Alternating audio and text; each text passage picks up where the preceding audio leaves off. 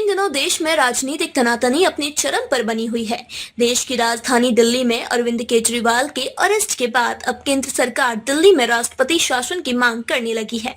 इससे पहले शराब घोटाला मामले में केजरीवाल को पीएमएलए एक्ट के तहत दिल्ली की तिहाड़ जेल में 15 अप्रैल तक बंद किया गया है और हाई कोर्ट ने भी केजरीवाल की गिरफ्तारी को सही करार दिया है, जिसका आम आदमी पार्टी ने विरोध किया। साथ ही सुप्रीम कोर्ट में इस फैसले के खिलाफ याचिका दायर की हुई है। ऐसे में केंद्र सरकार की ओर से अब दिल्ली सरकार पर यह सवाल उठाया जा रहा है कि सीएम केजरीवाल जेल से दिल्ली की सरकार कैसे चलाएंगे, जिसके आधार पर अब केजरीवाल के इस्तीफे की मांग और भी गति पकड़ने लगी है। केंद्र सरकार की ओर से यह संकेत भी दिए जा रहे हैं कि दिल्ली में अब राष्ट्रपति शासन लगाया जाना ही एकमात्र उपाय बच गया है। इस माहौल में आम आदमी पार्टी के तमाम कार्यकर्ताओं का कहना है कि दिल्ली की सरकार को कार्य करने से रोकने के लिए सरकार गिराने की साजिश की जा रही है। दिल्ली की वर्तमान शिक्षा मंत्री आतिश ने एक प्रेस कॉन्फ्रेंस कर यह अंदेशा जताया कि हमारी सरकार को गिराने का प्रयास किया जा रहा है। आतिश ने प्रेस कॉन्फ्रेंस में कहा, अरविंद केजरीवाल की सरकार के खिलाफ एक बहुत ही बड़ा राजनीतिक षड्यंत्र प्लान किया जा रहा है। समझने वाली बात तो यह भी है कि राष्ट्रपति शासन लगाने की बात उठी कहां से। यदि अरविंद केजरीवाल जेल में है तो दिल्ली में एलजी भी सरकार लगा सकते हैं। दिल्ली के गवर्नर द्वारा सरकार चलाने के लिए कार्यकर्ताओं के साथ बैठकर आयोजित की भी जा रही है, लेकिन उन बैठकों में कार्यकर्ता शामिल नहीं हो रहे हैं। दोस्तों, आपको बता दें कि अरविंद केजरीवाल के इस्तीफे की याचिका खुद कोर्ट में भी कई बार खारिज हो चुकी है। कोर्ट ने इस बात को सुनने लायक ही नहीं बताया। उनका कहना है कि अरविंद केजरीवाल जेल से सरकार चला सकते हैं। दिल्ली के एलजी वी.के. सक्सेना का कहना है कि दिल्ली की जनता को यह बताना होगा कि जेल से सरकार नहीं चलाई जा सकती, लेकिन आपकी जानकारी के लिए बता दें कि कानून में ऐसा कोई प्रावधान नहीं है, यानी प्रदेश का मुख्यमंत्री जेल में रहकर भी अपने प्रदेश की सरकार को चला सकता है।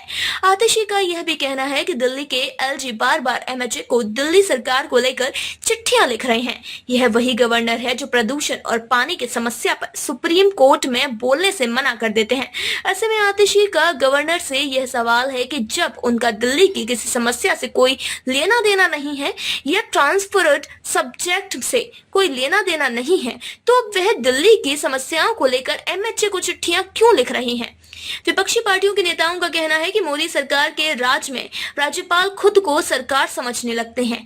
ऐसा ही एक मामला तमिलनाडु का भी है, जहां तमिलनाडु के राज्यपाल आर.एन. रवि ने प्रदेश के मुख्यमंत्री को शपथ दिलाने से ही मना कर दिया।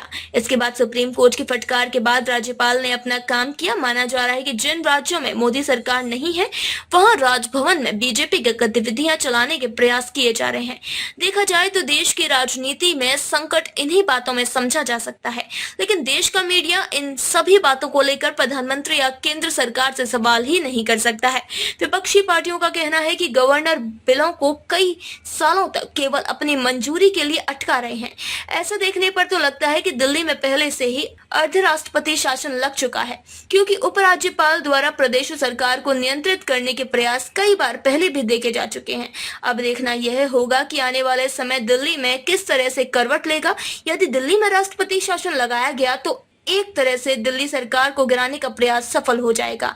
तो इसी तरह देश और दुनिया की तमाम बड़ी खबरों के लिए आप हमारे YouTube channel changing future news को सब्सक्राइब करें और वीडियो पसंद आया तो इसे लाइक करें और शेयर करें। धन्यवाद। बड़ी से बड़ी खबर, क्राइम से लेकर राजनीति तक किस नेता ने 5 साल में क्या काम कराया।